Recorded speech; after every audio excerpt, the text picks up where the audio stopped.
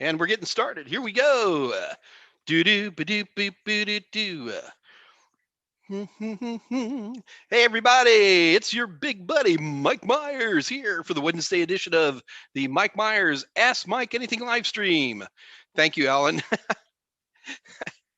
How do I sound? And you were right there for me. Outstanding. Thank you very much. The goal of this live stream is to provide those of us who are isolated by the coronavirus an opportunity to continue our studies for CompTIA certification. In particular, we concentrate on the A+, Net+, and Security+, although we can certainly go outside of those for CompTIA as well as other certifications.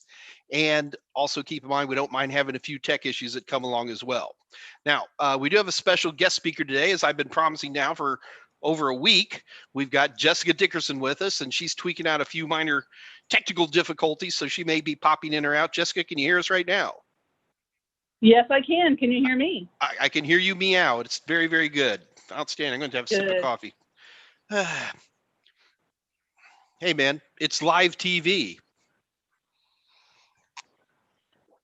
Anyway, so the goal of this live stream is ask Mike anything. So you ask me questions and I answer them. So do keep in mind that in order to answer your questions, all you have to do is type them into our chat window here on YouTube. Or if you're the shy type, you're always welcome to contact me directly. To contact me directly, all you got to do is contact me right here. So this is my contact Mike information. I'm Michael M at totalsim.com or desweds@protonmail.com. My Steam name, if you're a gamer, is Senor Pepe. And by the way, I've gotten like 100 new Steam buddies now. It's great. That's the office number, which unfortunately nobody's there right now. And when in doubt, just type in Desweds, and you can get a hold of me really, really easily that way. So do keep that in mind. However, we got some talking to do. Jessica, first of all, welcome aboard. It's glad to have you back again. Everybody really loved your last time with us, and it's a command performance. What can I say?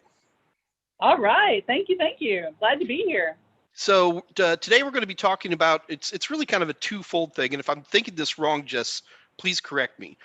Part one is going to be, maybe not part one, but one big part is going to be websites that job seekers should know about. And I've got a feeling you're going to turn us on to some websites that people aren't super familiar with, as well as some of the ones we know. And then secondly, how to take advantage of features in some of these job sites that you're probably not taking advantage of. Am I accurate? Yes, and I'm going to add a little. This is focused on the tech industry. Yeah. So there may be websites out there that may be great for the restaurant industry, but this is about tech. Outstanding. So do you think somebody who's wanting a entry-level tech would benefit from what they're going to learn today? Absolutely. Can you guarantee them all a job?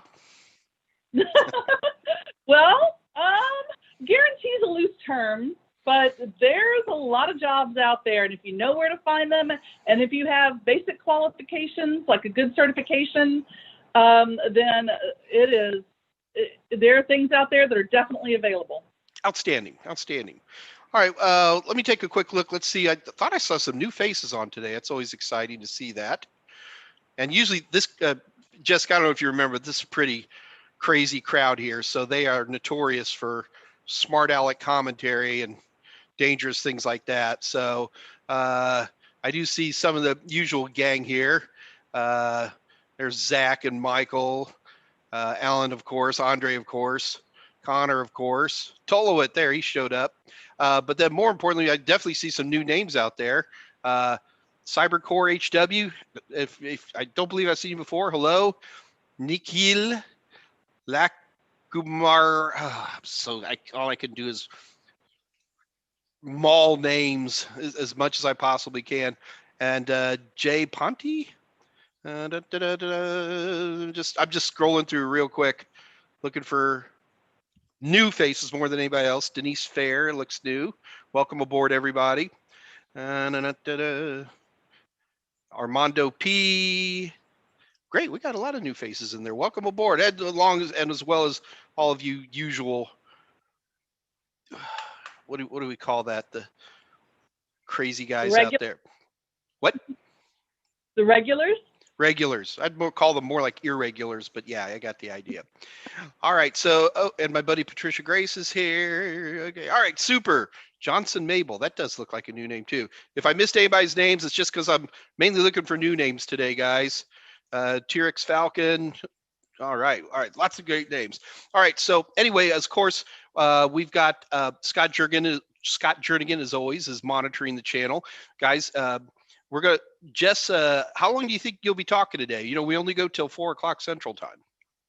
Oh, I can talk all the time. You know that. Well, I have a good 45 minutes of actual content, and expect good questions to be thrown in there, and then we can keep talking about other related things. Up to you. Fantastic. And I guarantee you guys we'll also be doing some giveaways today as well.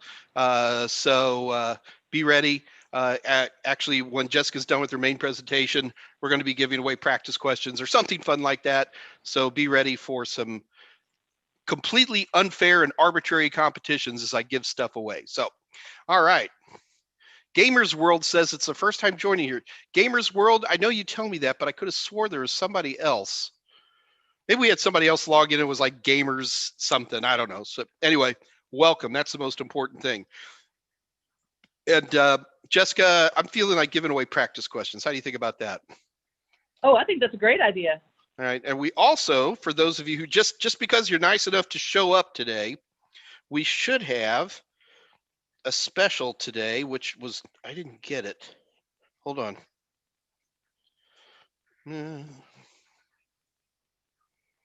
Okay, so yeah, this week's special is you get 50% off A+, Net Plus, and Security Plus practice questions, and the A+ and the Net Plus Sims bundle. So if you get like an A+ practice questions with the A+ Sims, remember the Sims are performance-based questions.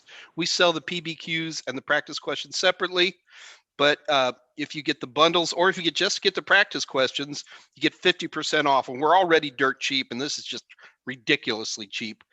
I should have told the guys that we're having giveaways, because now no one's going to be buying because they're going to wait and see if they win, which is what I would do. Anyway, in order to take advantage of this amazing discount, all you have to do is go to www.totalsem.com, head over to our merchant area, and load your card up with practice questions and or practice question simulation bundles. And just before you check out, use the code HOLIDAYS, that's holiday with an S, 2020. That's all just one thing. I'm sure Scott Jernigan's already put it up on the screen for you guys. And you get an amazing deal. So do take advantage of that. And I think you guys will be really excited. So Jessica, I get a lot of people who are saying that they're applying for jobs and they're not successful. I'm assuming these guys are doing online stuff. What would you say are some of the mistakes people make when they're working online? Not applying for the right jobs for them, of course.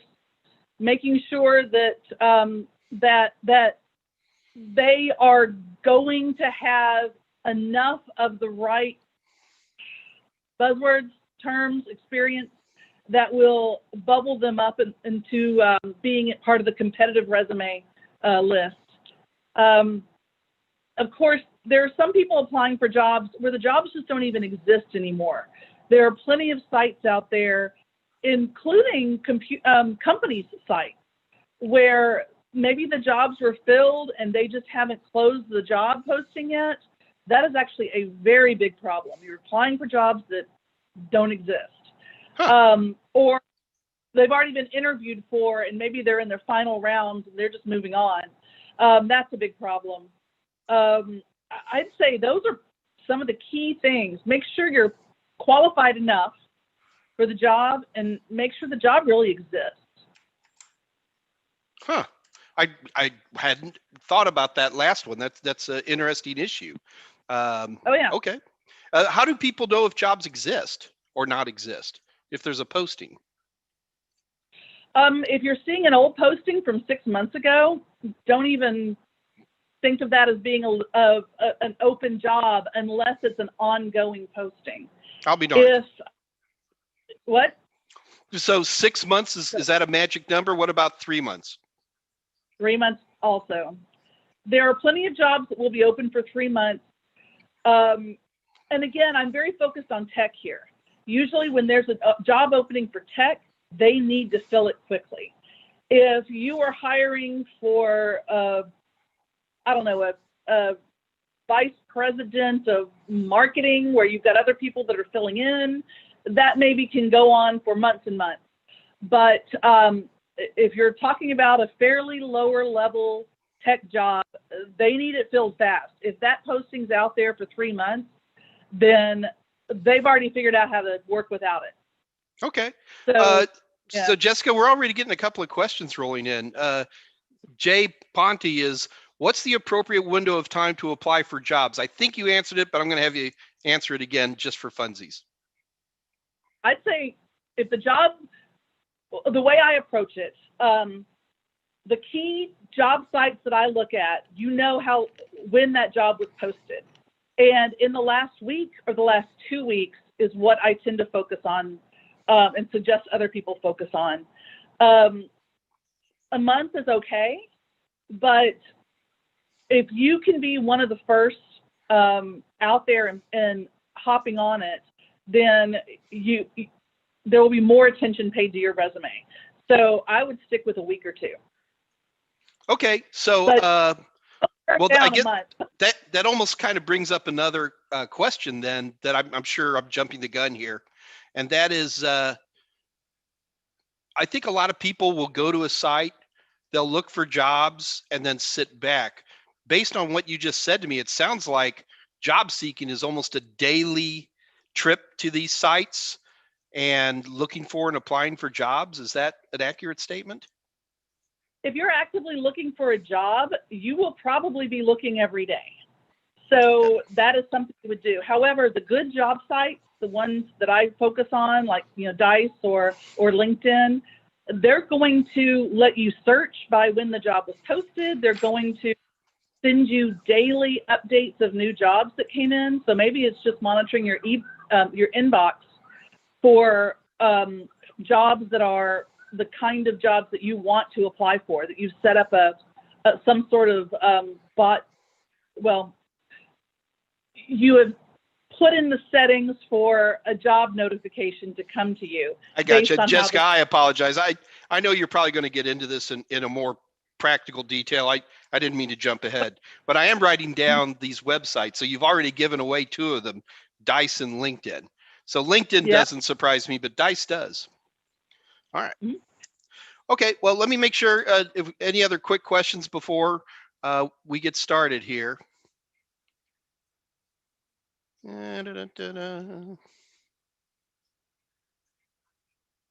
right, I think we're okay. So, Jessica, are you ready to go? Are you all plugged in and hooked up? And all right.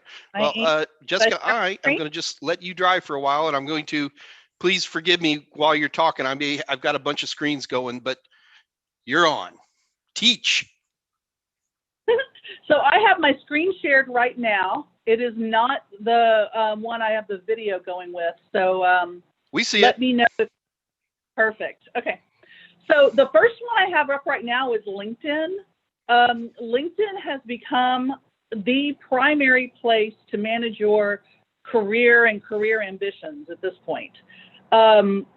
This is not my particular LinkedIn account. I set up a temporary one just to kind of show you through everything. LinkedIn is free for people like us, for job hunters. There are some advanced things that you can pay for. The vast majority of job hunters don't need it whatsoever. But for LinkedIn, you can just search very, very easily in that little search. Let's say you want to be a system administrator, and you can easily search for system administrator in jobs. People would find people that have that title, which can be useful. Groups or discussion areas, of course. So let's look at jobs. And they just search through whatever kind of search criteria you have here. Let's say I happen to be in Houston, so let's just type in a Houston zip code. Whoops. You can type in city, you can type in state, country if you'd like.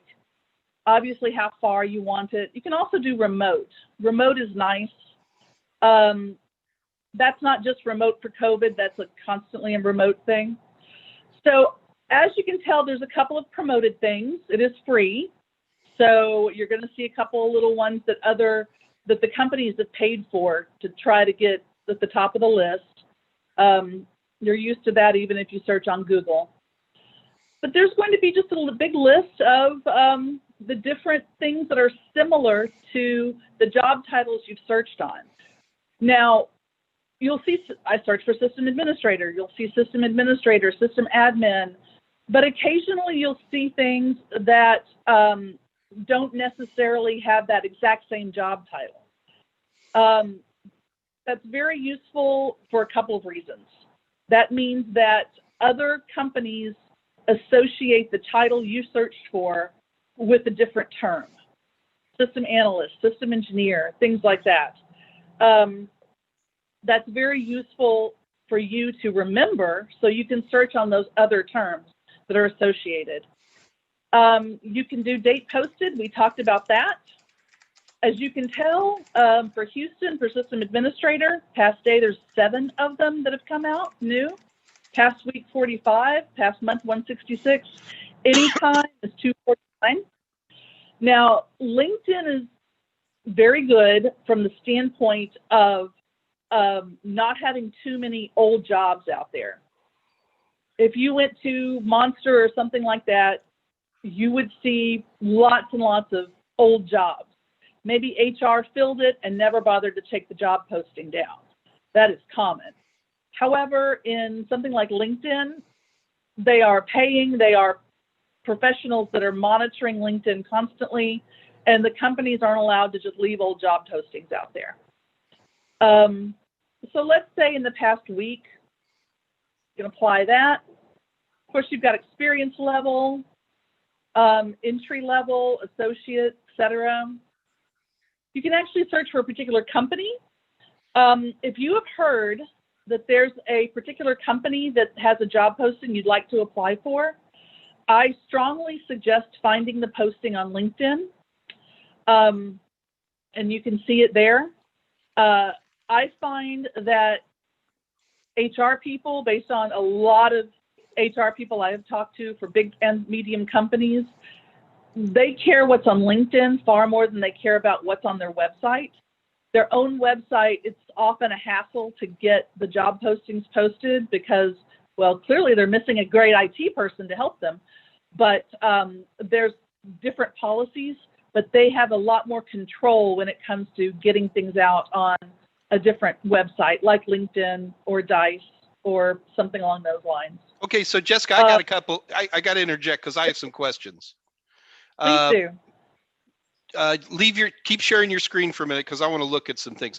I get on Indeed every damn day, and I honestly, because I'm not a job searcher, I have not gone through this. So this is interesting. First of all, the big question I have is if I'm guys, get your pens ready because you're going to want to write this down.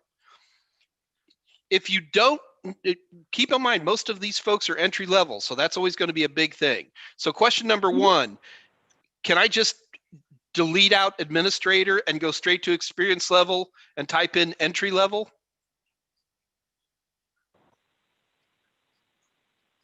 Oh, you're going to test it online. You're brave. Go for it. No, it's fine. Feel very confident with LinkedIn. So, system, there's a lot of things for systems. Okay, you ready? Jessica, okay, now here's my second question. This is fascinating. I had no idea that it had a straight up entry level filter on there. Okay, so give me 3 to 227 search terms that entry level IT people would probably want to put in there. You typed in system administrator and then you reduced it to system. Give me some more hot terms that entry level people need to be looking for. Network is always a good one, right? Go slow because I'm going to write these down myself. Network, what else?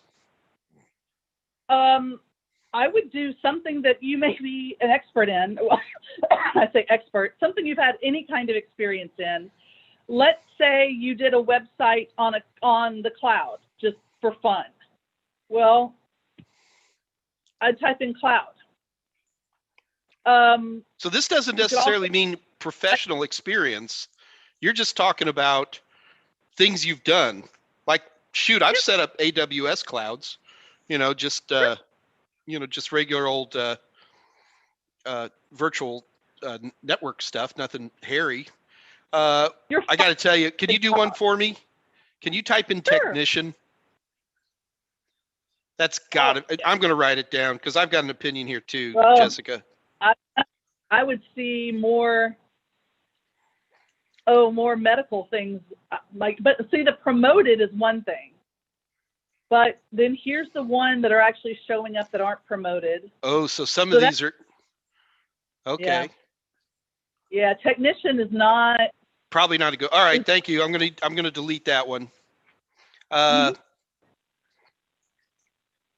But as any you others can tell, if you look at the promoted ones, that tells you what companies are thinking you mean by that term.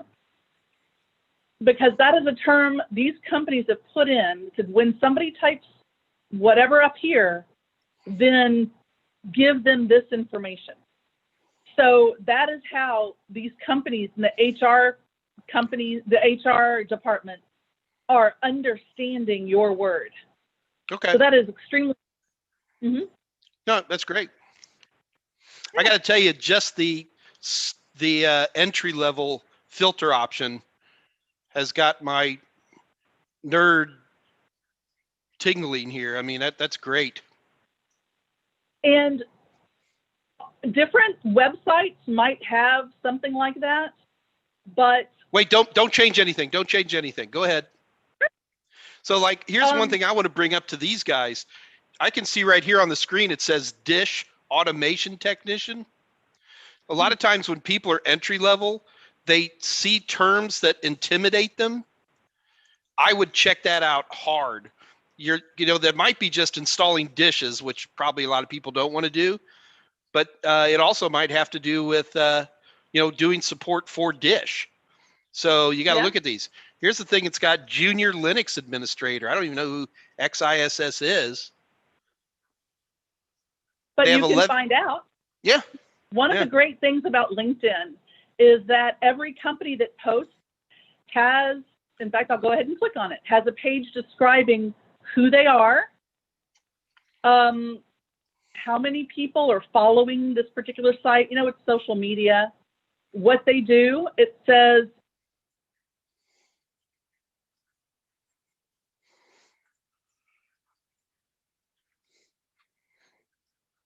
okay, we may have lost Jessica there for a minute. We'll see give her a minute to come back.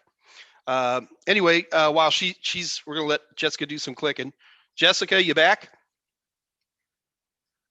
She's working on it.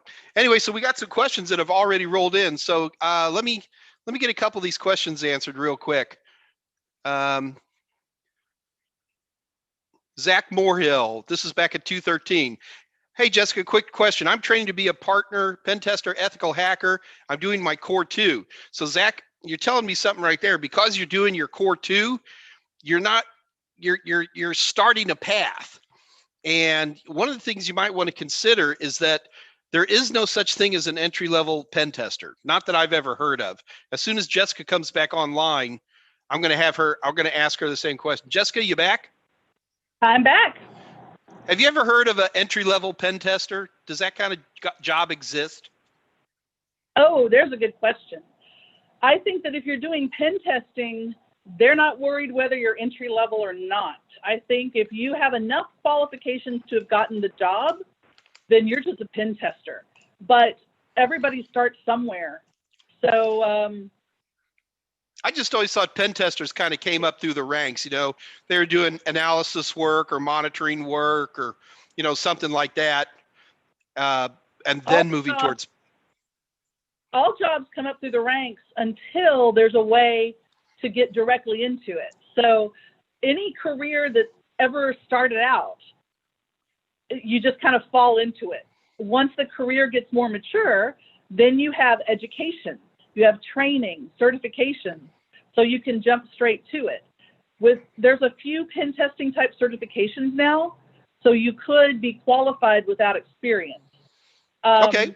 But I That think, was actually a question that came from Zach Morehill, and he was like, he's still working on his A+, but Mhm. he has other courses lined up, so we can assume that that's Net Plus Security Plus, that type of thing. And hey, Jess, could I get you to turn off the screen share for a moment until we finish, and we can bring it right back, but I want to go ahead and finish fielding these questions. yeah, done. But so you do feel that people can go for that, something like a pen tester. So like when you were here before, we certainly covered entry-level IT jobs, but none of those were pen testing, right? Yeah. So I love you to death, but I'm gonna disagree with you. Jessica says you can go and apply for those, and I tell you what, the ultimate test is. I don't want to do it online, but if you get a chance, type in pen tester and type in entry level, see what happens. Zach, that's definitely what I would do. But the thing is, Zach, Well, you go ahead, Jessica. or something. You'd need a certification or something, and those are rare at this point. But yeah, so Things like a pen not- test, things like a pen test plus are rare. I would say that if you're talking about a certification for pen tests for entry-level people, you don't have very many people who are entry-level starting out directly as a pen test, trying to get a pen test certification. That would be my guess. And Okay. that's only true a year from now. You know, the tech industry changes all the time. It sure does. Mhm. It's absolutely amazing. So now, hang on, I got some more questions coming in. Bear with me. The problem is, Jessica, there's so many questions, and I got to scroll through to get them. So bear with me a minute. Sorry, guys. Y'all know this drill. Blaze Blevins, it's really more of a comment. Speaking of LinkedIn, I plan on posting my certs here. I guess he means there on LinkedIn as I get them, but showing off builds I do for people, is that a good idea or a bad idea? Oh, I'd say it can't hurt. there is a common culture of posting your certifications on LinkedIn. That is a standard thing to do. It's not meant to really be your portfolio. In fact, in tech, the concept of portfolio doesn't really come up too much. But if you were going to do something like that, I would suggest having your own website, something along those lines. So, but Jessica, something you may know this, I don't know, but like if you take a course on LinkedIn,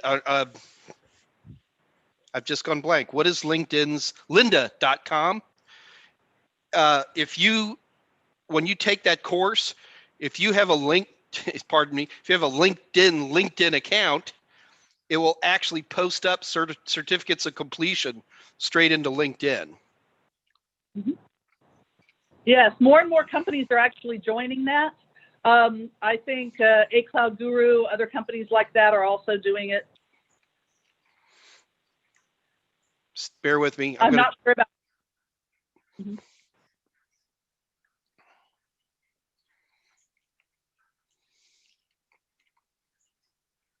Tolowitz says, entry-level senior network manager is assuredly not one of the search terms to use.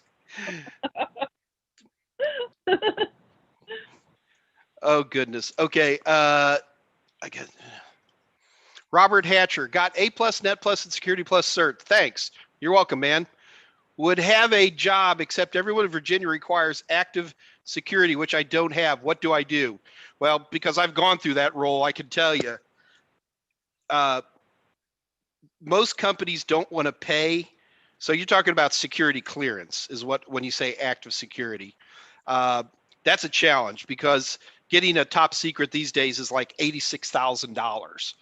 And most companies who work for the federal government will put into their GSA contract a cost of getting new people certified or new people security cleared.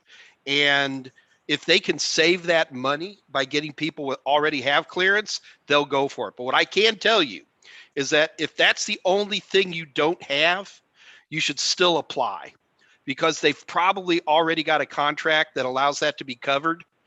And that would already be taken care of. So they're trying to save a little money on you, but if you still have the qualifications, go for it. I know lots and lots of people who have inactive security clearances who got jobs just because they asked. Do not, and I'm sorry, Jessica, I don't mean to take over your talk, but he never let somebody else make you fearful of applying, ever. Nobody in any job anywhere in the history of mankind has every single criteria needed for a particular job. Always apply for the jobs you want. You just might get it. So do not use that. That is a false criteria, and apply for the jobs you want. Don't self-limit, okay? I'm sorry, Jessica. Absolutely. Here, and here's another one. Here's another one like this, Jessica. I'm sorry. And Gamers World. How about SOC analyst? Do you know what SOC stands for? I don't. Security Operations Center. Oh, okay. Security Operations Center. I can't keep up with the acronyms anymore. Do they come up the ranks too? Or can you get an entry-level SOC analyst job? I don't know. I'm going to say type it into LinkedIn and see what happens. Jessica, would you like to weigh in on that one? I think you can. I think you might need to reach out and contact somebody, know somebody, which you can do because you can find them on places like LinkedIn. But yes, definitely, you need to show that you're interested in the industry. No one's going to hire somebody who doesn't seem to be interested in keeping that career for a while. But yes, I have known several entry-level SOC analysts.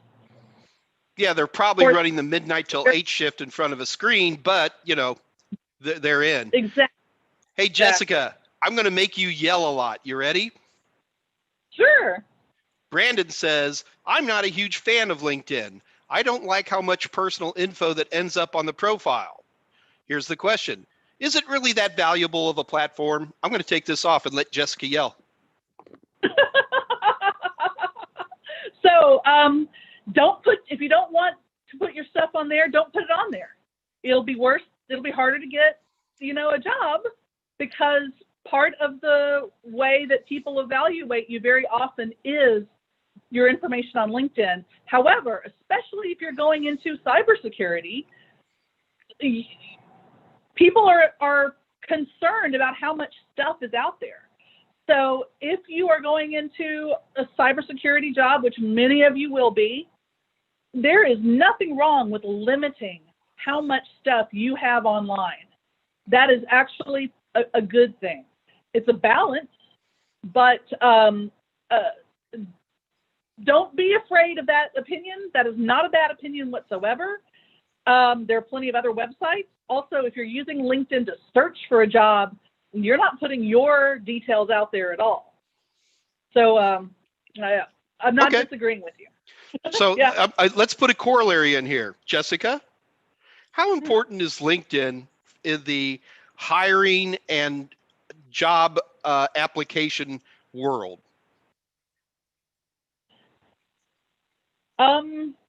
Depends on the industry. IT.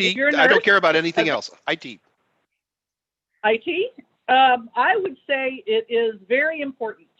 If you're an IT person that either does not know or is not involved in the major software, because LinkedIn is a piece of software, then you're either not knowledgeable enough or there's some sort of red flags going on there. There are other ways, there are other mechanisms. I don't know of any person I can think of that I've worked with that didn't at least have a basic posting on LinkedIn. And and the many times I have interviewed people, it's one of the first things I do go look at. And the times I've been interviewed, I know they've looked at mine. So and basic, if it's not out there, because you and I've had this conversation before, and you're being nice right now, because what you told me before, and I'm going to paraphrase, is You must be on LinkedIn. Every HR department that's worth its salt is on LinkedIn. Everybody looks for jobs on LinkedIn. Everybody posts jobs on LinkedIn. They may post to other places too, but everybody Yeah. posts to LinkedIn. You must be on LinkedIn. You said that to And me it's once. And if you're posting your profile of where you've worked and what you've done, you're not going to lie. On a resume, you might lie, So you'll be called out on LinkedIn if you're publishing your work history and it's inaccurate. It's hard to call them out, but you're more hesitant about. I think people are more honest if everybody's seeing the information. So that's a huge red flag to HR departments if you're not willing to show everybody basically your resume. Okay, so Jessica, we got some more questions coming in. Here's from Dennis Belazorov. There's a good Irish name. Question, is it possible to find a job in the U.S. from another country? I am from the Ukraine. Yes, it is possible. Definitely. There's a couple of different ways. Of course, you can do remote work. So as you saw earlier, remote is an option. However, I would suggest working with companies that do offshoring for U.S. There's lots of them. Browse around for U.S. jobs. The job site that we looked at a few minutes ago, XISS or whatever it was an IT consulting company. If you find jobs in the Ukraine for these companies, they probably also have jobs in the U.S. So if you can work with an offshore company that can get you a position onshore, I think that would be very, very useful. But it's a sideways way. Yeah, I was going to say that the U.S. in particular has really turned that, what is it, the 501c? The visas to get foreign workers to come in the United States. I can speak from experience that certainly with the current presidential administration that's going out the door, they shut a lot of doors. If those doors are going to be reopened, I don't know. But what Jessica's talking about is offshoring jobs. You could probably get a job in the U.S. But the old attitude of I'm going to get a job in the U.S. and they're going to fly me over and I get an annual visa. I'm not saying they're gone, but they're very, very difficult to obtain and probably not a realistic way for somebody who is in an entry-level position to get over to the States. Right. It is much easier if you're employed in your own country and working, quote, temporarily in the U.S., and then you can make contacts here. I have worked with many people so I used to work at Halliburton, and Halliburton would use a lot of offshore contractors for tech. But some of those people technically were living and working in the U.S. temporarily. But that temporarily could be for a year or two. Now they would have to go home every 3 to 4 months or something like that, but usually that was very convenient for the company and they would fly them back and forth because they would want to go to the people that were also working there. Did they take someone fresh off the streets and do that? No, you'd probably have to work there for a year or two, but it was useful. Gotcha. There's a couple that I'm going to chime in on. Michael Reeves is saying most tech jobs near me are an hour away. Well, Michael, most entry-level positions require people to move. And I know it's a tough thing to do, but so many people who want to become techs live in tiny little town. And Michael, I'm not saying this is you, okay? I'm not pinning this on you. But what I've heard for 25 years, somebody's in, East Podunk little town in upstate New York, say. And they're like, how do I get a job? It's like, I've always said move. Now, maybe the online thing is becoming more and more common, but traditionally, you got to move is a big deal. And there's another one here, Shan. I'm sorry, Jessica. I just want to get a few more of these, and then I'm going to let you go because I know you have more websites to show us. Shan Gilbert, I have active security clearance and information systems. He's got a management bachelor's degree, no certs and no job. I keep getting hit with not enough experience. What do I do? Shand, I'd be curious what you're applying for, that you would get something like this. And unfortunately, Shand, you can't just type a couple of things into a chat window and get an answer for that. So what I'm going to do is I'm going to put my email address in here.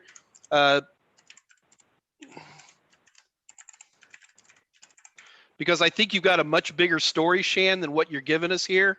Do me a favor, send me an email, and let's talk about this offline, because you're making a mistake. Unless you, I don't know, Shand, maybe you just have terrible interviewing skills, or you're hitting the wrong thing. But when someone tells me they have a bachelor's degree and that they have an active security clearance, they're not getting work, I could tell you, right, there's federal agencies here in Houston, Texas that would probably pick you up instantly. So there's something else going on here, dude, that we're going to have to talk about. And let's not do it here online, because it never really works out that well. You got my email. We can talk about that one online. Andre DeGoyer, I don't understand screwdriver tech. Oh, they're just being smart, Alex. Bear with me, Jess. Oh, this is great. Okay, so No I problem. think we got a minor slowdown. Here's Bernard B. Advice on switching into network engineering. Jessica, I'm gonna let you handle this question. Advice on switching into network engineering from the technical support specialist side. Now, before you say anything else, guys, these titles mean nothing, zero. Okay. So a lot of times Bernard, I'd want to have a better idea of where you're trying to go. I don't even know what network engineering means. I can make up about 30 different jobs that are all wildly different, that are all network engineering, but I think maybe have a feel what you're saying. So here you go, Jessica, I'm going to shut up. Advice on switching into network engineering from technical support specialist side. I have been made aware the best chance is either network admin, if lucky, NOC, or MSP. A NOC makes a lot of sense. Network Operations Center. I can give you my opinions, which would really be, excuse me, to try to take the skills that you have done and get a couple of like Network Plus certifications or something along those lines, and build your resume around whatever is related to the particular job posting you're looking at. Find the job you want and then tailor your resume for that. So use something like, we happen to be talking about LinkedIn. Use the skills we briefly mentioned earlier. Find the jobs, look at what their acceptance criteria are. They'll have criteria on there. See what you've done that matches some of those.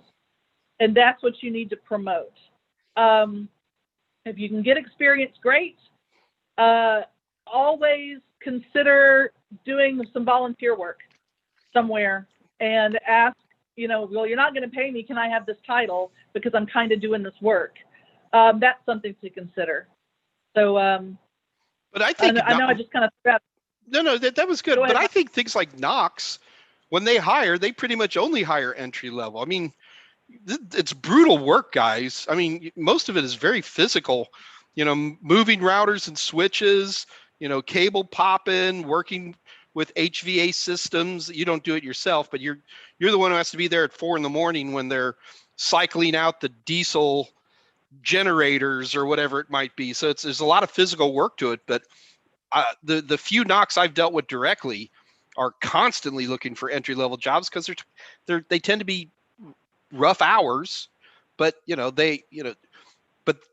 technically they're network engineering, right? I mean, but so I would say, like you said, very often the knock is the people who are taking the calls and figuring out who to route the issue to. Which if you've done support, that's your life, right? Mm-hmm. Very often. So sorry to interrupt, Mike. No, I apologize. I keep interrupting you. You and I both have a lot to say on these topics. Hey, Jessica, yeah. Patricia Grace is curious if you've ever heard of something called Career Circle. Oh, I'm not familiar with Career Circle. I have heard the term. Is that like a mentoring? I'm not sure. Well, No, I can I am give you a not. little context. I was wondering how helpful it is as it's advertised as part of the Google IT specialization course on Coursera. Patricia, I'll tell you my opinion. I've never heard of it. That speaks volumes. Jessica? Same. Yep. All right. All right, Jessica, I know so I learned a lot about LinkedIn here. Yeah, I got my money's worth from you today just by, I was unaware of these, in particular, to be able to filter on entry level and to be able to filter on online jobs. That was very cool. What's Well, next? one more thing I'd really like to mention for LinkedIn. When you're applying for a job, HR people, recruiters, people with the title of recruiter, it is their goal to find the right person to fill a job. Find the job that you want to apply for it. In LinkedIn, if you want to apply through LinkedIn, you can. When you do that, it pops up an ability almost all the time to add a cover letter, do a paragraph or two about purely matching your skills or matching the criteria in the job posting to your skills. Make it simple as you can for the recruiters. And then reach out, or even before, reach out to somebody who is on LinkedIn as a normal user who has a job title of recruiter for the company you're applying for in that location. And say, hey, are you the recruiter for this? Is there any other information you need? How can I help you? Recruiters are out there. If they're putting their job title of recruiter on LinkedIn, they are expecting to get hit by people who are applying for jobs in their company. Do it. Reach out. You can all of a sudden have a friend in that company. Cool. Mm-hmm. All right. So that was really the last two key things for LinkedIn. Well, show me another cool website, man. Okay. Let me share my screen again.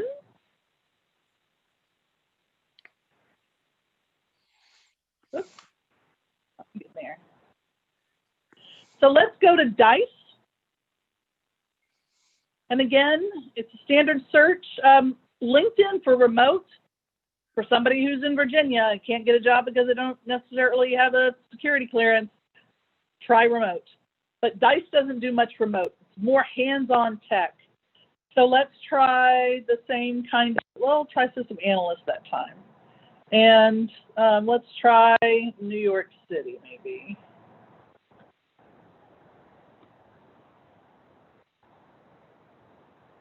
Still the same kind of flow. You can exclude anything that happens to be based there, but it's remote. Dice is set up very similar to LinkedIn from a search standpoint, except you have a few more things that are more often posted on Dice. The third party and the contract, a lot of that is flooding Dice right now. That's the trend. You can look if you are going to be a direct hire for the particular big company or recruiter. What it means, what recruiter means here is a job that goes through a contracting firm, and you report to the contracting firm as opposed to the company. Again, so use my last company, Halliburton.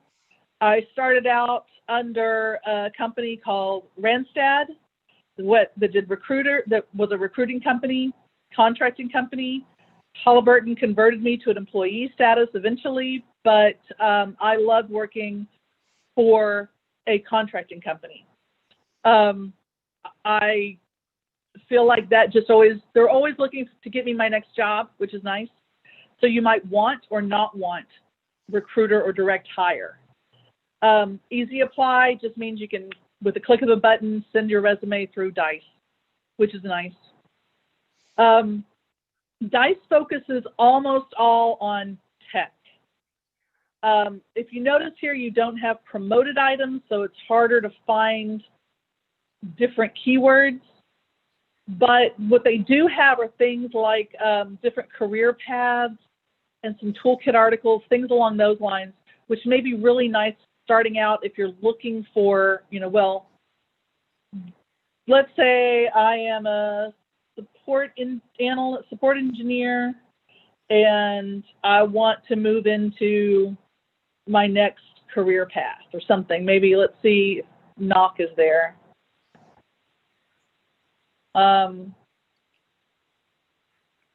Let's say 1 year, and that'll work. Okay. See where you can go. Your career is okay, but you want a new one, and boom, system administrator, something along those lines, network administrator. And that kind of shows you a little bit of how to get there, which is nice. That is nice because you type in one title and it allows you to work around that. That's very cool. Yeah. And they're not going to put in here obscure job titles that hardly anybody can get because there's only a few openings. These are the most common openings that you can really find. So DICE is really set up for that kind of thing. Do you have any questions about that one, Mike? Hang on, I'm looking. Mm-hmm. Or you, either one. So and you don't have to sign anything. You don't have to sign it. You don't have to have a login or anything on DICE. Okay. So go ahead. I'm sorry.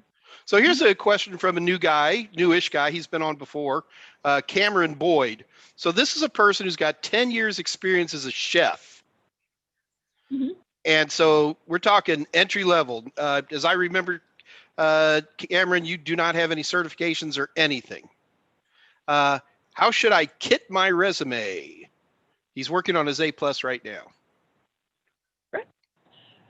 Find out a job you might want to have, a particular job posting, and then whatever the criteria is, that's where you need to spin it. You're going to have a little bit of problem with the word chef because in software, that is a really important set of tools and set of software. But just be proud of what you've done. If you have succeeded as a chef or any other kind of business or career, then you have good working skills, and that matters more than anything. So don't hide what you've done. Say you're great at what you did. Now you're great. You're ready to be great at the next thing. So the other thing that I'd like to add to that is, Cameron was a chef. Look, IT is used in the restaurant industry and the service industry big time, from point of sale systems to recipe systems to, inventory control systems and all this stuff. Whether you've used it, Cameron, or you've been around other people who use it, you want to get, because right now, Cameron, all you're saying is, I want to get in IT. You haven't really told me what you want to do. You want to snap RAM into point of sale systems for the rest of your life? I mean, what are we talking about here? Where's your end goal? But, even, or not even an end goal, but give me a 2-year goal. What aspect of IT turns you on? And if you tell me it's money, I'm going to tell you, don't be getting in IT. Go become an electrician. You'll make more money. But, take advantage of the skill sets you already have. Is there a particular knives you like? I like Global brand knives. I think they're amazing. I guarantee you Global has a healthy IT department. Have you called Global to figure out what their IT department is? Your chef skills are a plus in these types of situations because you understand the business. You understand knives or whatever it might be. So, don't throw away all of this experience because you want to go someplace else. Take your experience with you as you move into IT. Maybe you're going to get really turned on by point of sale systems. Maybe you're going to get really interested into inventory control systems. If you sat on the line and just fried steaks all day and you don't even have a clue what I'm talking about, I'll bet you still have the first name of a few managers you worked under. Call them up. Ask them what kind of technology they're using. Most point of sale systems, they put the ad right on the sleeping screen when it's there. Go that route. Don't throw it all away. Look, you cooked for 10 years because you liked it, I hope, or at least you could tolerate it. Use that skill to help yourself move forward. It is a big And- plus for somebody who comes into an industry who has some knowledge of that industry or a lot of knowledge about that industry. That is almost as precious as somebody who has a few years of IT skills. Go ahead, Jessica. Oh, I agree with you 100%. Also, if you wrote as a chef, you need things that are, you need consistency. You need processes, procedures, safety. If you contributed to writing those procedures or anything like that, then that is a big deal. If you, as a chef, you are defining processes. I mean, you're not just a line cook. You're defining processes. You're coordinating people. You're making sure the right things are happening at the right time. If you're really interested in tech, maybe where you need to go is more project management. Look at what all the different careers are out there in the world that you're trying to get into. And you can do that a little bit through LinkedIn. Talk to people like Mike, people like me. Connect with me on LinkedIn, Jessica Dickerson in Houston, and find out things. I'm typing your name in since you were kind enough to. Oh yeah, definitely. Please do. I just want to not misspell it. There we go. All right, I made you official. You're going to get a bunch of new friends on LinkedIn, Jess. Not a problem. I like it. And seriously, reach out and ask me questions. Not a problem whatsoever. Jessica, is there more to show us on DICE? Not particularly. Okay, so I'm going to get a few more questions, and then we'll bring it back to you because I'm very curious what your next website's going to be. But let's go ahead and knock a few of these questions out. Michael Reeves asks, in a world of COVID and having to keep safe, how do we do a job fair? There are online job fairs.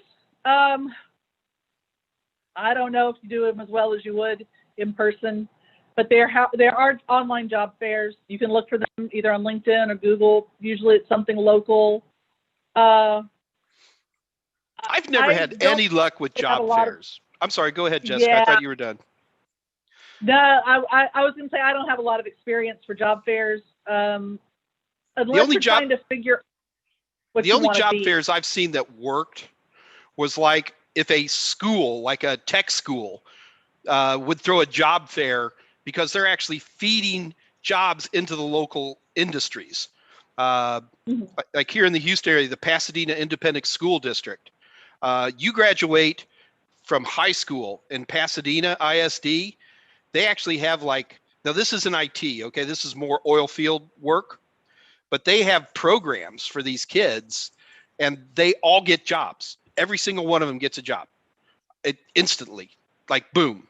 And then and you see all these different refineries fighting for them. That's the only time I've seen job fairs work. I have never seen job fairs be successful outside of that. I'm not saying they're unsuccessful. I'm only talking about my experience. Go ahead, Jess. No, I agree. I think they're useful if you don't know what you want to do and you don't even know where to start with terminology or companies. Then walking around talking to somebody and understanding the terminology and might be helpful for you, but that doesn't mean you're going to use that job fair to get a job. You're going to use that job fair to educate yourself, which you can do online as well as you can in person. Okay. So, sorry. Yeah. So Denise Fair added, remember that career circle we were talking about earlier, Jessica? Yeah. So Denise Fair says, if you complete the Google IT cert, they want you to join Career Circle. They haven't been particularly helpful in my experience. So the one thing I'll say to that, Denise, is that all of these little groups, Google does it for a while, Microsoft does it, CompTIA does it. They have their little own corporate job things going. And I got to be honest with you, I've not been particularly impressed with any of those. If you don't have HR people posting jobs or recruiters posting jobs, I don't trust anything other than that. That's my opinion. Mm-hmm. Now, come back 6 months from now and it may be the best thing in the world. Tech changes. But right now, no. Yeah, even Patricia Grace, who asked the original question, came back and said, thank you. That's actually pretty helpful. If you guys don't know about it, then I have to wonder how many other employers are actually using it. And your career circle. That's exactly right. And Patricia, just because me and Jess don't know about it today, maybe in a month it's the thing. But I can't. I can't go on top of that. Ahmed Ayad, how great, man. How can I be IT? Well, you're starting in the right space here, brother. You're showing up here and starting to ask questions. The first thing I always ask, Ahmed, because based on the way you ask that question, I'm assuming you're very much entry level. Why do you want to get into IT? Why? Look, I'm in IT because it is a passion of mine. I freaking love this industry and I love what I do. My tiny little niche is IT training, but I love it. I get up in the morning and I'm excited. So if you don't have passion for the job, I sound like, what's that, Gordon Ramsay? You know, you have to have passion. Well, I do have passion. But if you don't have passion for IT, if you're not already doing IT spontaneously on your own, you probably don't have passion. If you're not already putting screwdrivers to stuff and breaking things and going to command lines just because it's cool, do you have passion? All right. That's what always makes me nervous about people who say, I want to get in IT security. I ask them, what is secure HTTP port number? And they don't even know that. I was like, wow, you know, there is a path. And Ahmed, I'm not picking on you because so many people say this to me. So please don't take this personally. But there is a growth process. One of the things to look into is the Computing Technology Industry Association, or CompTIA, www.comptia.org. Go to comptia.org and look at their certifications. Certifications are the way most of us start in this industry. You probably want to look at CompTIA A+, Net Plus, and maybe Security Plus as starting certifications. So that's how you get into IT, Ahmed, and keep coming back and keep asking more questions. People jump on, and folks like Jessica are just fonts of knowledge. So we show up one day for one little AMA, and maybe we're not answering the question the way you like. Come back. Just come back and do it again, and keep punching and keep fighting, and you'll get into IT. But you should have passion. Jessica, how do you feel about project management, which I know has always been a passion of yours? I love it. It's great. Tech project management, product owner, that's where my heart is. Jessica could talk about scrums until the cows come in. If you don't know what a scrum is, you're in trouble. Hey, Jessica, Les Foster is asking, is DICE demographically diverse? Oh, actually, I'm not sure.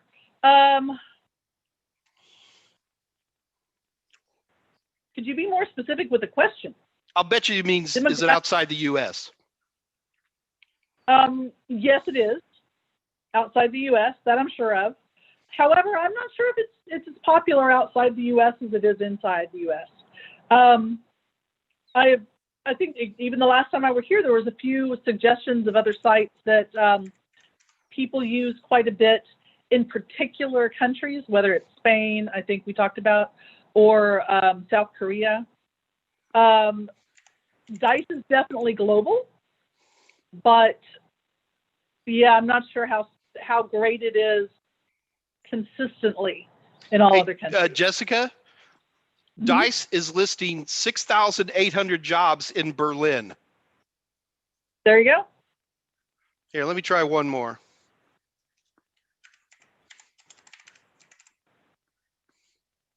I'm typing in Abu Dhabi and UAE. No, that would be a problem.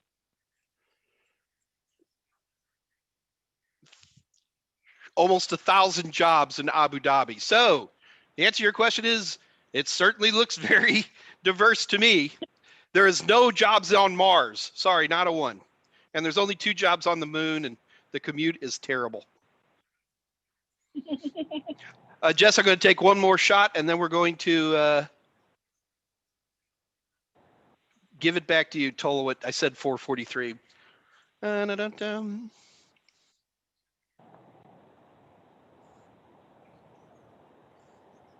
Andre de Goyert, POS stands for point of sale. Thank you. Point of sale. There's just $15 bill at 3:01. Now, we're only a few minutes behind on questions. I like Cisco and want a CCNA, but I'm being told all over the place that I should go Azure since the cloud is the future. The cloud interests me to be, by the way. I'm a 365 Teams Engineers Help Desk. Now, you're already a 365 Teams Engineer Help Desk as a job. You probably have better cloud skills than most other folks. Jessica, I want you to answer this question and then I'm going to answer it because I think we have two different ways to go here. So Jessica, $15 bill says, I like Cisco and want to be a CCNA, but I'm being told all over the place, which probably means two people told him that. Sorry, $15 bill. When I hear things like that, I always, that he should go Azure, Microsoft, cloud. This is an easy question. Go on LinkedIn, Google, or not Google, but search the types of jobs you might try to be applying for or looking for in both of those categories. See which one has more. See which one looks like it pays more or whatever your criteria is. I mean, just do the research because all the jobs as of today are posted out there. You can find them. See which one you want. So what I'm going to add to this is that there are more switches and routers out there that need somebody to maintain them than ever before. The problem is, or the blessing that is that most of the routers and switches that used to be in little individual server farms here and there have been consolidated into the cloud. I guarantee you that Amazon and Google and IBM and all of these guys are in desperate need of hardware screwdriver techs who can get in and configure routers and switches. The problem is you need to be where those jobs are. Do you understand what I'm saying? There's a huge need for Cisco people, probably more now than ever before, but the jobs are more isolated than they've ever been before. And as a result, you find yourself having to find where are, the big zones for AWS and stuff like that. And well, there's 22 in the United States right now, and find these physical locations and go to them. So to me, there's a very big difference between somebody who wants to get out there and pull cable and screw in 1U boxes into 19-inch racks and work with ventilation versus the people who want to sit somewhere and run iOS commands through an SSH. But it's still basically the same kind of work. One is physical and one is virtual. But there's huge demand for both of those. I don't even see a separation on that. If you start going for like an AWS cert or something like that, you're going to be living in the world of AWS. But underneath that is a complete and complicated and fabulous and amazing pile of servers running virtual machines and switches, and it's all still there. They're just consolidated, so then it becomes a matter of, where your passions are. All right. All right, Jessica, we got a couple more questions, but I'm going to hang on to those for a minute. I know it's already after 3 and I'm concerned about your time. So I've got so far LinkedIn and Dice. What's next? Well, there is one other site I want to show everyone, and it is pretty good at finding jobs, but I think it is very important on deciding which jobs to apply to. And that is a site called, let me find it, Glassdoor. I had a couple of up here. I see it. Yeah, you're on Monster, but you need to click on Glassdoor. Yeah. There we go. There. Didn't get to it. Okay. So Glassdoor does have jobs posted. Not all companies post their jobs on Glassdoor. Glassdoor started out as a bunch of employees or ex-employees or a site for ex-employees to evaluate companies that they wanted to work for or to warn people about. Companies jumped on it. Good companies that are just thrilled to have people evaluate them publicly post jobs on Glassdoor. They also post the salary range. and you can, well, let's jump in on the very first one that happened to pop up. This is it's not a tech thing necessarily, but I could. Instead of project manager, oh, let's do my passion, product owner, jobs in Houston.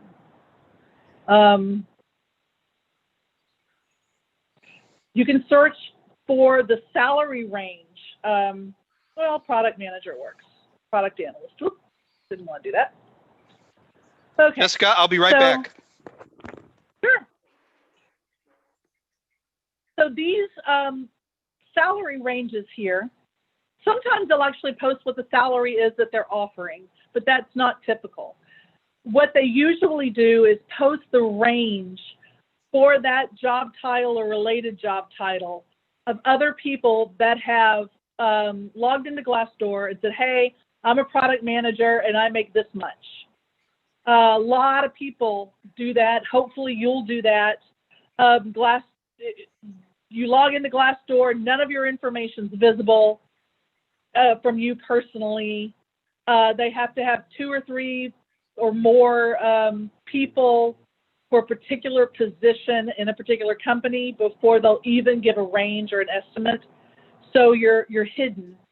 But it allows people to see for this particular company what the salary range is for this job. And that's very convenient. Even if you're looking at job postings on another site, you can come here and say, oh, geez, senior product managers usually make, $120,000 a year, and this range is way lower than that. Why would I want to work for HCSS? Well, I happen to know HCSS is great because it promotes companies and it's almost more of a charitable kind of thing than it is really focusing too much on business. So that's great. This is our examples. So this is the third website that I strongly suggest looking for jobs and going to. It won't have nearly as many jobs, but if it does, it'll give really good information. It talks about hiring surges, whether they're actively hiring or having a surge. It tracks the number of related positions for a company for a location. If you're looking at companies, like say you want to apply for Microsoft, but you only want to apply in San Antonio. It doesn't matter if Microsoft is having a hiring boom because they're opening a whole lot of places in Europe. This is very location specific, which is nice. So look through this website as a way to evaluate who you might want to work for and if you think you'll get a good rating.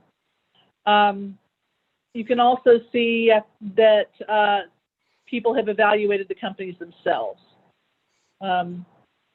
which is nice. So that's really my third site. Don't have a lot to say about it. Mike, do you have any questions or comments on that one? No, but you've got me so excited about Dice and LinkedIn. Yeah, Glassdoor is great. I think the important thing and what the folks are looking for is someone like you who's actually hiring people. Where are you looking? And I know there's a lot more sites in this. In fact, Jessica, I'm going to try to sweet talk you to come back. Sure. There's a whole other thing about temporary sites. I don't want to do it today, but I would love to see some information about some of these places that are contract and temporary hiring and things like that. Again, not today. Absolutely. Just I want to keep that one in mind. Let me. Good. All right, so Jessica, let's go ahead and unshare your screen. Thank you. And we got a number of other questions coming in here. Let me read. Okay, Jim U. Baron. I know what a boron is. Question, Mike, what do you think of the EC Console CEH? If you're specializing in network security, which is why you would take something like that, would this be a good target cert? CEH is great, and it's expensive. but it does have a good rep. The only thing that I would say that I would put against CEH these days is the CompTIA Pen Test Plus. Guys, I am not a CompTIA fanboy. Please believe me when I tell you that. But CompTIA does a pretty good job, and there's a lot of noise on the street that a lot of people are looking at Pen Test Plus these days as an alternative to CEH. And I know it's cheaper, and it's supposed to be more challenging. Jess, have you ever heard anything about this Pen Test Plus versus Certified Ethical Hacker thing? That's probably not your area, is it? A little. Okay. I hadn't heard much about whether either one of them is significantly different. Okay. But ethical hacker, absolutely. I'm very familiar with that one, but just not as an evaluation kind of thing. Gotcha. So Robert Hatcher says, I worked on Cisco gear for 20 years without a certification. I know guys like you, Robert. You're not the first guy I've been like that. I don't like Cisco anymore. Okay. So Robert, what do you like? IT is unavoidable these days. Untrue. I guess IT is unavoidable that it usually integrates with other industries, but Luke Butler says IT is unavoidable. I don't know what he's talking about. Excuse me, I got to check my smartphone. Wait, my beeper's going off. I'm joking, Jessica. Richard Bro, my passion is new and unsure which way I want to go. Very new to the field and eager to learn more. Okay, Richard, what do you want to learn? What are you passionate about? Somebody made a joke later about, are you passionate about subnetting? I'm kind of passionate about subnetting when I need to subnet. Subnetting is one of these things that doesn't make a lot of sense to you until you really need it. And then suddenly it's like, oh, this all of a sudden makes sense. But, the big thing about the world of IT is that, first of all, there's no problem in changing your passion, especially as you learn more and grow more. But if you're unsure, you will end up, you probably on a help desk someplace. If you're lucky, you might be working for a company like Best Buy, going to houses and wiping out a lot of malware, which is a pretty popular thing. Jessica, when people came onto you with more entry level, did it bother you when you saw resumes where they were bouncing around a lot, especially early on, or was that a red flag? Not a red flag at all. If you're bouncing around on a month-by-month basis, maybe that part's a red flag, but you kind of expect it early parts of your career in tech to change jobs every year or two. Yeah, that's been my experience too. Yeah, people jumping around every year, every 18 months, especially if I can look on the resume and I'm seeing people where it's clearly they're moving up or at least moving over. Yeah. That I never even thought about that stuff. Mm-hmm. Brandon says, I'm studying Net Plus and I love subnetting. Gamers World said, hats off to you, Brandon.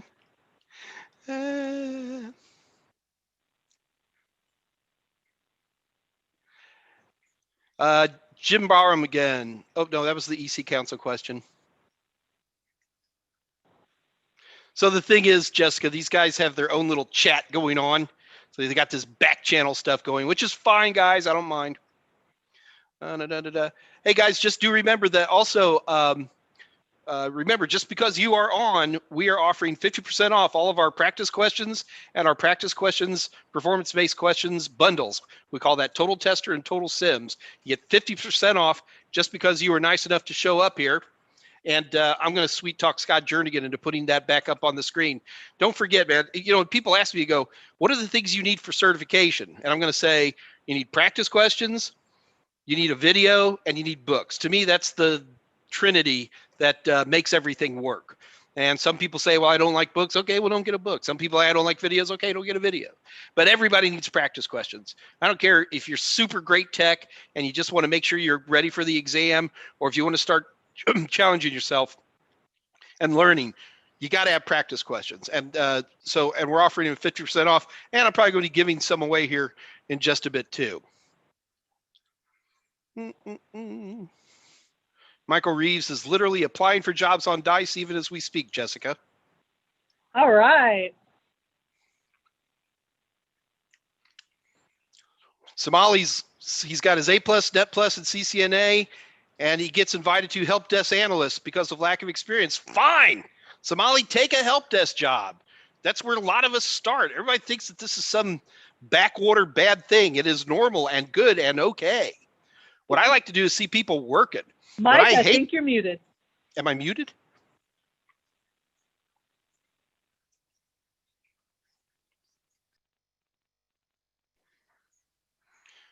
Can you hear me now? Trying one more time.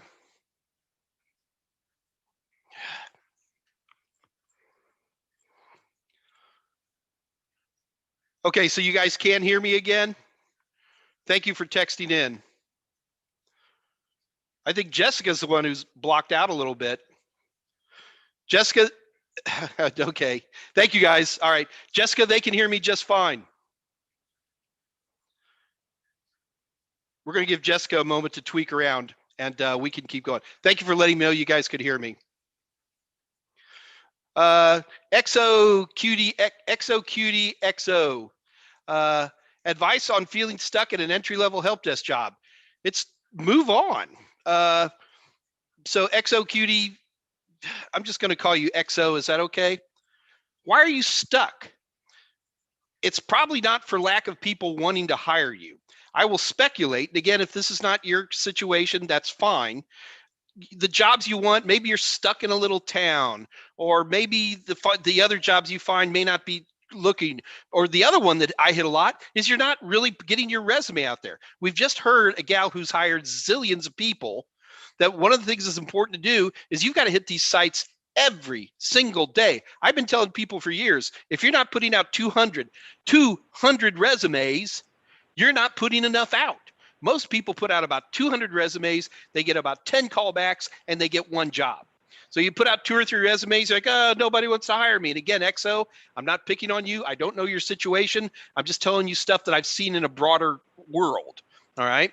I've seen people get picky, especially like right now, marketing people want these outrageous amounts of money. We're getting a lot of people who are coming from California to Texas, and they think that they're going to get paid, you know, $180,000 a year in a marketing job, but Texas pays less than half that. You've got to be realistic about it. If you have passion, you know, then you can move on. I've got less pay a number of times in my life because it made me get into a place I wanted to be. So all of these things come together that help. Michael Reeves, how about passion to make cables? Andre DeGoyert, subnetting, don't get fooled by the dots. You are right. Ms. T, how can I break into the security arena? What should I study? Ms. T, I'm assuming, you know, again, I'll just assume you have great passion and you play with computers all the time and you can go around Linux backwards and forwards. People learn Linux today because they have passion, not because they're looking for a job, not because they do it because it's fun. If learning how to use ls command in a shell sounds bad to you, please don't get into IT, because that's what we do. So let's just assume you have all that stuff. Probably want to look towards certifications. Probably want to look at, if you want to go to security, you might want to at least look at a CompTIA Network Plus. The CompTIA Network Plus is the most important exam you'll never need. Jessica, are you back? Yeah, I'm back. Oh, okay. Sorry.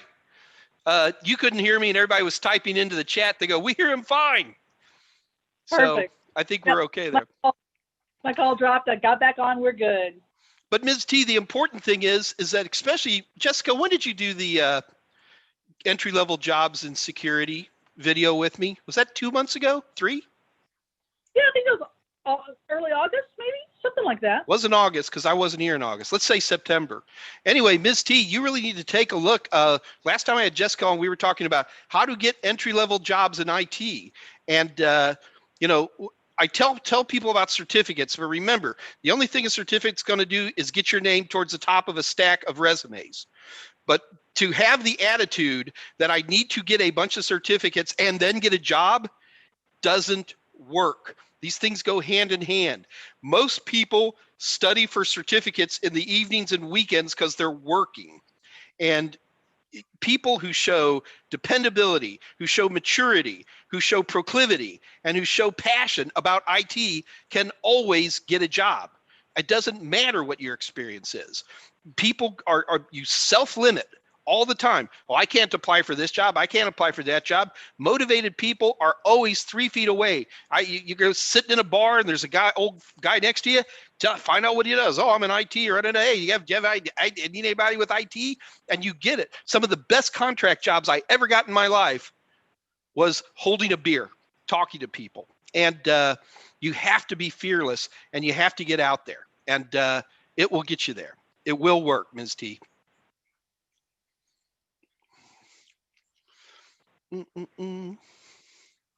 Jim Barham, we love you, Mike. Right back at you, baby.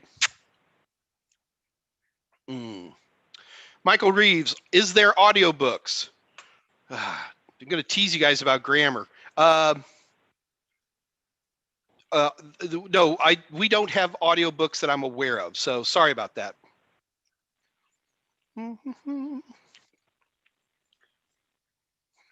Oh, goodness. So, Jessica, part of the problem I have here, and again, I'm so sorry.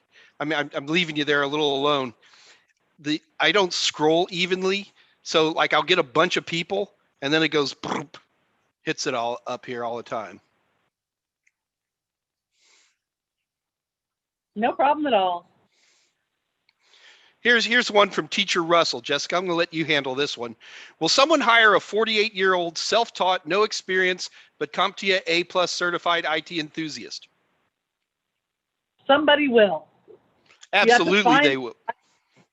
Yes. Finding who it is, and especially wording your resume, because I'm sure you have excellent skills. If you're a teacher, that's great communication. Communication is such an important skill. Just promote your skills in the right way and make sure they know you're knowledgeable, and certifications to do that. I agree. It's just a matter of looking. Jim Barham, I'm going to have to handle this one, Jessica. Can I do a CASP Plus without a lower level cert? No way. CASP Plus is an extremely challenging certification. And I would definitely look at Net Plus for sure, Security Plus for sure, and probably CYSA Plus. And that's just keeping it in the CompTIA family. CASP Plus is possibly the hardest exam I've ever taken.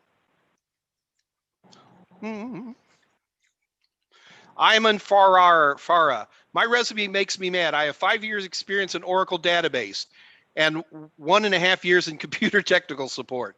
What would you do with a guy like that who's they're an Oracle nerd, so they're probably SQL gods. What does a guy like that do?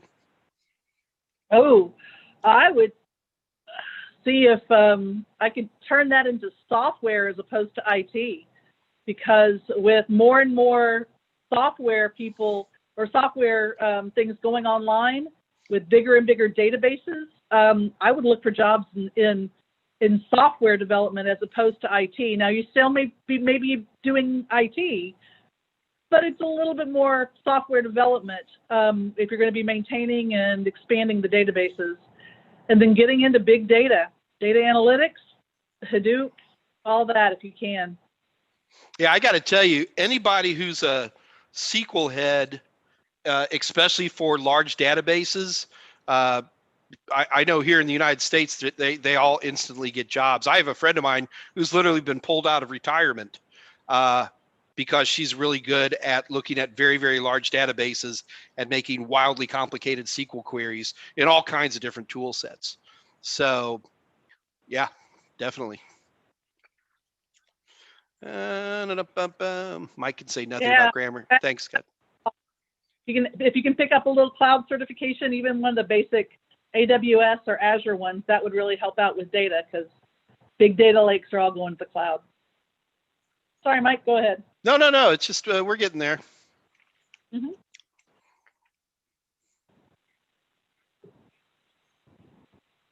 From Cameron Boyd to me, it sounds like setting up your resume with the right skills from other jobs or industries is the way to go. Yes. I'm not even sure what to add to that. Is there anything to add to that, Jess? I mean, look at the criteria on the job you're posting and get in a really optimistic, positive mood, and then think about how you can take those skills that you have already developed and address what those requirements are. Yeah, definitely. All right. Cool. All right. So Jessica, I think we got everything covered, huh? Great. Yeah. All right. So yeah, you want to help me out with a competition? Sure. All right. So Jessica, I need you to pick a number between 1 and 10,000. All right. Guys, we're not leaving yet. I saw as soon as I said that, people start popping questions, Jess. But we're still going to do a competition. You guys ready? Everybody, get your fingers on the keyboard. Here we go. We are going to compete for your choice of either A plus, Net plus, or Security plus practice questions. These are all online, so it doesn't matter where you live. We can get these to you. All we need is an email address. And so whoever wins this is going to get a free 180-day access to either A plus, Net plus, or Security plus. You guys ready? Okay. And again, guys, I haven't lost the questions yet. We're not done. All right. Let's go ahead and do this. Jessica, pick a number between 1 and 10,000. Do you want me to go ahead and say it? No, do not say it at all. Okay, guys, you ready? Everybody, type in a number between 1 and 10,000. Oh, they're typing like crazy here. I have mine on my little notepad.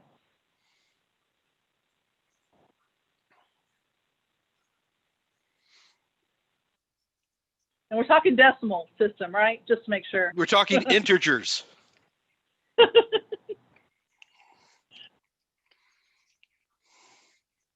They're still typing. Lots of people are still typing, Jessica. So it's Tolowit. And now talk about flex jobs and maybe even the ladders or something like that. So that would be great. Do you want to do that today, or would you like to come back to do that? Come back. Okay, great. That's what I was hoping you'd say. Okay, we got a bunch of numbers in here. Okay, you guys ready? Wait, Jai Ponte, we're having a competition. You got to type in a number between 1 and 10,000. David Rush, 1 and 10,000 inclusive? Sure, why not? So Jai, type in a number between 1 and 10,000 for consideration for this. People are still typing in, Jessica. Bear with me. No problem. Okay, looks like it's slowed down. All right.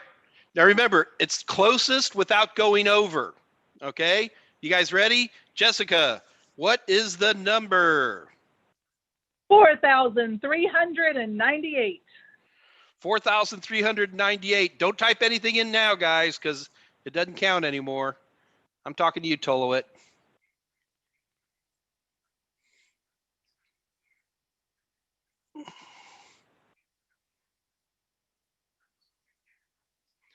All right. Well, now, guys, you said 4,398. Yes, All right. So I it did. looks like the winner is going to be Alan Duggan with 3,579. Wait, let me make sure. Nobody typed in anything in the 4,000s range, Jess. Nobody started with 42. That's surprising. Teacher Russell put 4,557, but that's over.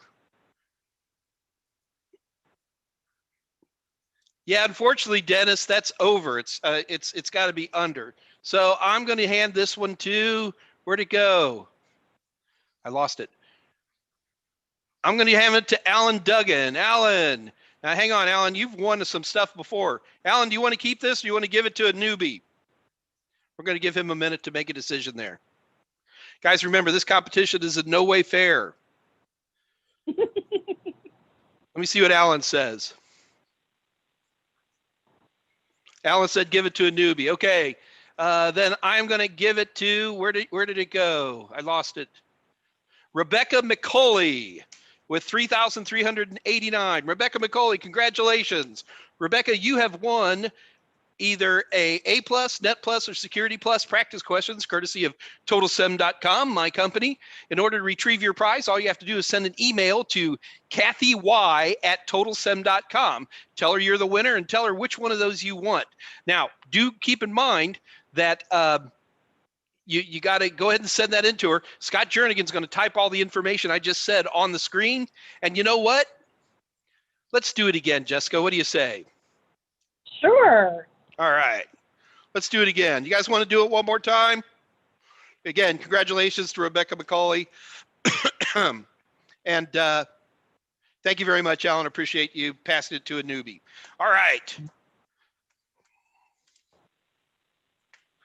Okay, so let's actually ask a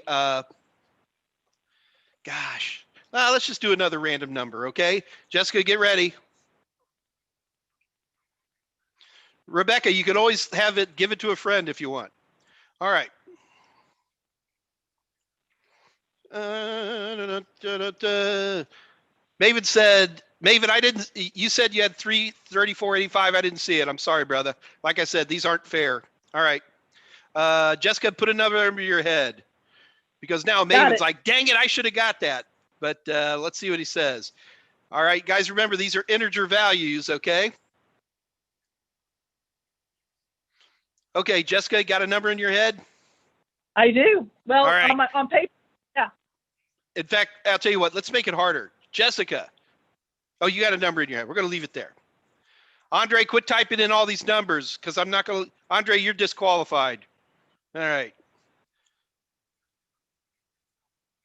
Give them a minute. They're typing in. Yeah, yes, Maven, between 1 and 10,000.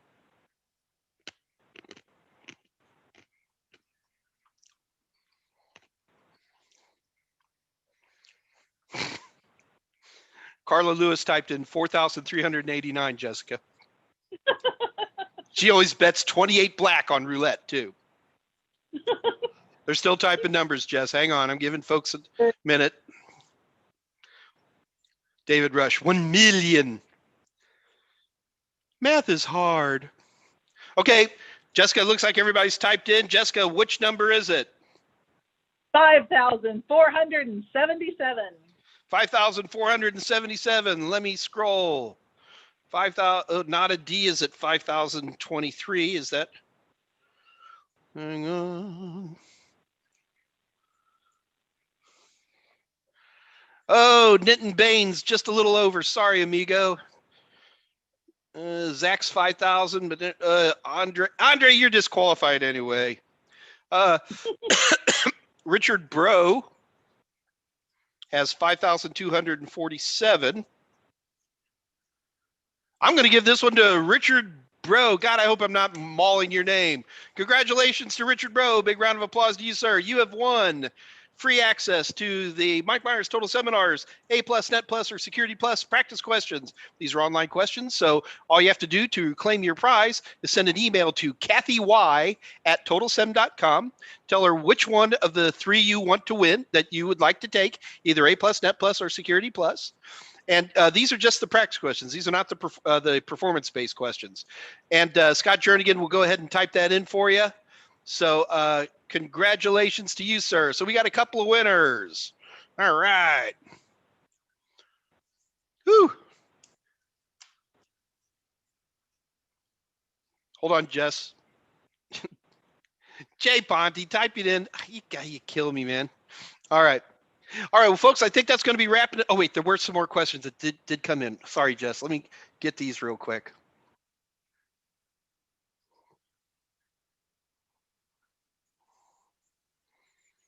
Scroll in, scroll. There's a lot of numbers I got to scroll past here, Jessica. Bear with me. No problem.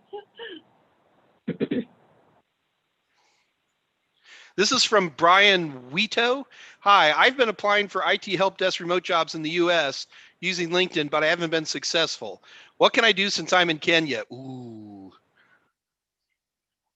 You want to take that one, Jess? Because there's nothing but bad news there, I'm afraid.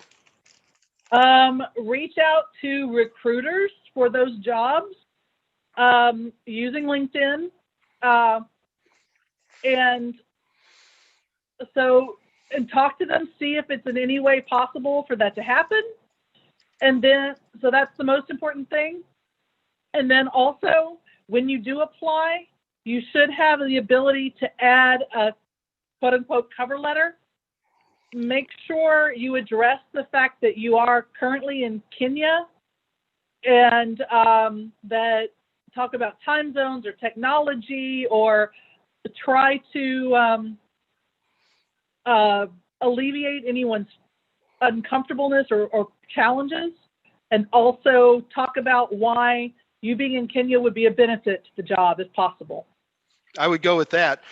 Jessica, the only thing I would add is that the U.S. government hires a lot of local folks for not only for their embassies and consulates, but they also have a number of like State Department jobs and other things over there. And I don't have any of the websites, but I would say U.S. jobs in Kenya, and do a search on that, and you'd find a lot of places where obviously they want folks from Kenya to take these jobs because it's a lot cheaper to hire you than to have somebody like me fly out there. And I would definitely take that route. Smart. Michael Reeves is throwing you a compliment, Jessica. He wants to let you know how easy it is and fast to apply for jobs on dice.com. He literally applied for at least 10 jobs during this post. So thank you, Jessica. That's great stuff. Great.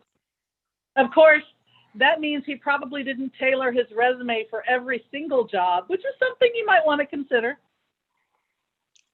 That's definitely a good point. All right, well, guys, this is your last chance. If there's any more questions, this is your opportunity to type them in right now. I think we got, oh, wait a minute. Heather Richmond just said, Michael Ward says, can I work for you, Mike? You would hate the hours, brother.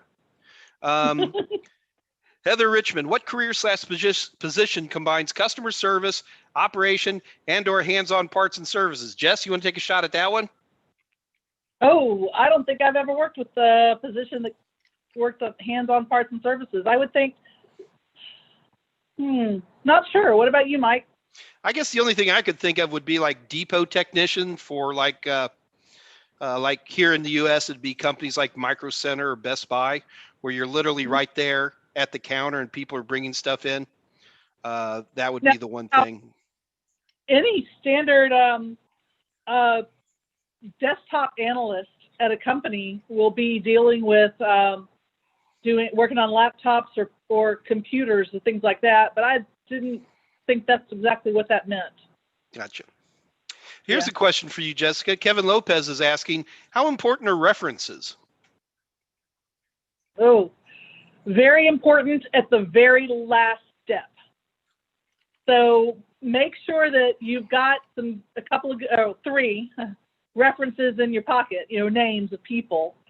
But those don't come into play until the very last step, where it might be down to 2 or 3 people for a position, and they're checking references to make sure that you're not going to have somebody say, oh, well, this person never actually worked wherever, something like that.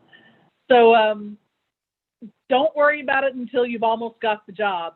And when you've almost got the job, it can be a deal breaker. So make sure you got a couple of good friends that you've worked with before. You normally don't put references into like LinkedIn or anything, right? I mean, that's you said, that's after you've had your first interview kind of a thing. Yeah. You don't do references until they ask for them. Definitely. If you're pushing references on somebody, well, I don't think anybody's going to care, but yeah. Richard Bro was asking, sorry, what do I need for the prize? Richard, watch the chat screen. Scott Jernigan's going to type in. You have to send Kathy Y at our office an email, and Scott Jernigan will type that in, her email address and all that in for you. So Richard, just watch the chat screen, okay? I think.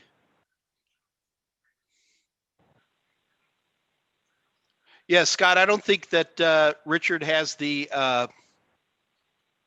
email address for Kathy Yale. I'm going to go ahead and type it in, and if Scott types it in too, then we'll do it twice.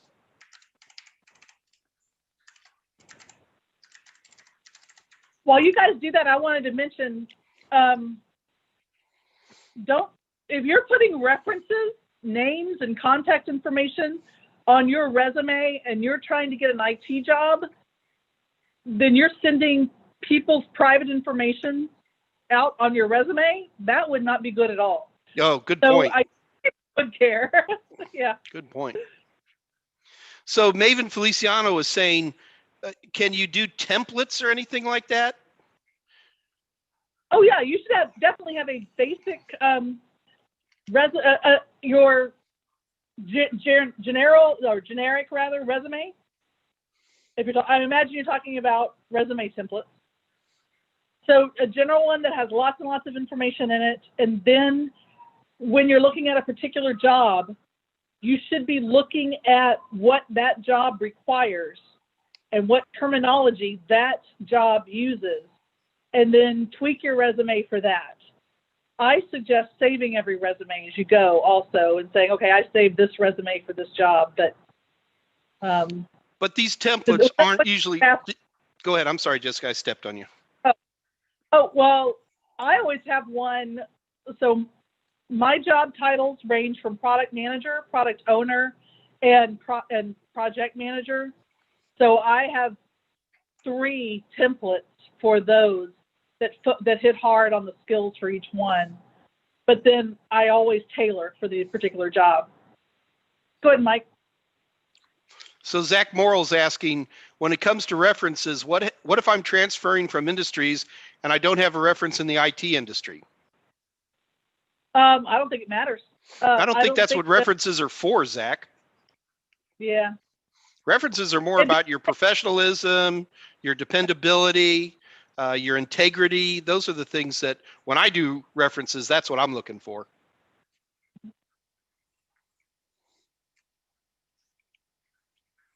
Michael Reeves is mentioning my resume says references upon request.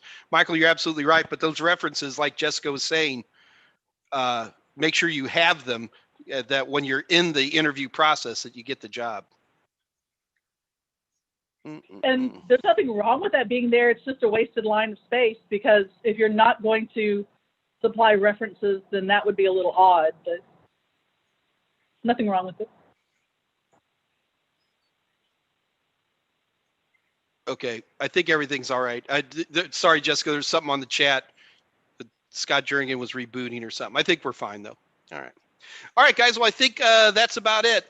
Guys, do recommend, I do know, I'm sorry, that there is a Mike Meyers unofficial Discord channel. This Discord channel is not affiliated with me directly, although I do jump in from time to time. This is being run by my good friend, Jose Braden.